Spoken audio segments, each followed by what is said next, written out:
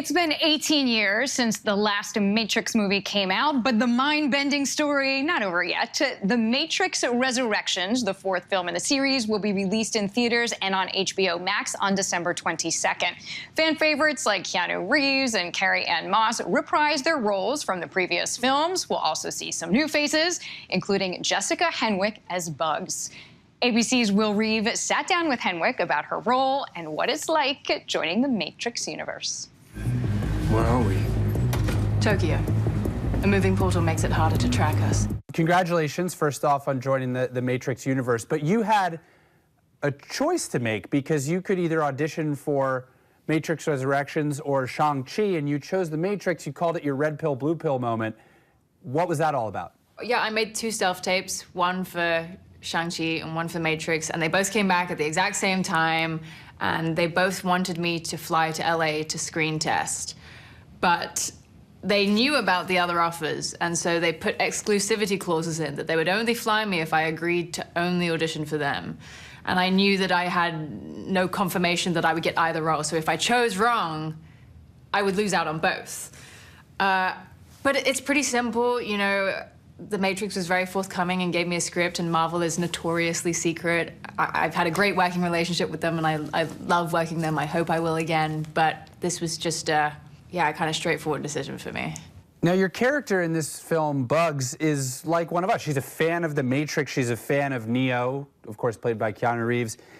Were you a Matrix fan before you got indoctrinated into this world? Yes, I was a Matrix fan, and I was a fan of Neo.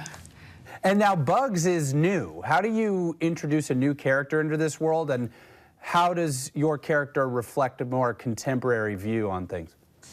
Well, I mean, it was kind of easy for me to approach Bugs because she is the audience's eyes in. Like you said, she's a fan of The Legend of Neo. She's a fan of The Legend of the Matrix. So I think it's really easy to empathize with her. But yeah, she opens the film and leads us down the rabbit hole and leads Neo back to the truth. When you lie awake at night before this movie premieres, what do you think will be going through your head?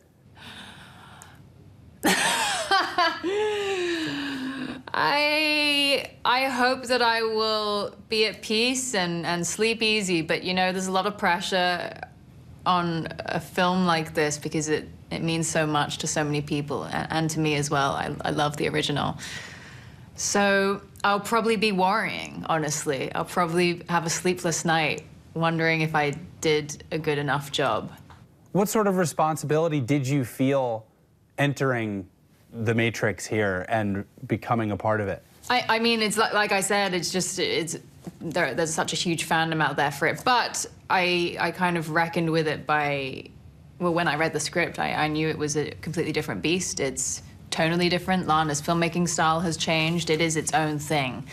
We knew going into it that the original film is so perfect, there's no reason to remake that. You know, it shouldn't be touched. So it had to be something different. Fun, hard, scary, confusing, or something else? What best describes making this film?